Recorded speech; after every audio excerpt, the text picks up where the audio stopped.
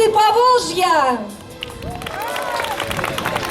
Сегодня на сцене этнографического комплекса «Национальная деревня» вас приветствует отдел национальных культур муниципального автономного учреждения культуры, концертная организация «Городской центр искусств» имени Сиропова. Люди разных национальностей, на разных языках и наречиях будут сегодня петь о необъяснимой и не тяге к волжским просторам и о людях, которые проживают на нашей Балаковской земле, которые безгранично любят свою малую и большую родину. Будут петь песни и танцевать. Россия начинается с пристрастия к труду, терпению, правде, доброте. Вот в чем ее звезда. Она прекрасна, горит и светит в темноте. Отсюда все дела ее земные, ее неповторимая судьба. И если ты причастен к ней, Россия не с гор берет начало, а с тебя. Открывает нашу программу образцово-художественный коллектив, ансамбль народного танца «Улыбка», руководитель Людмила Курочкина.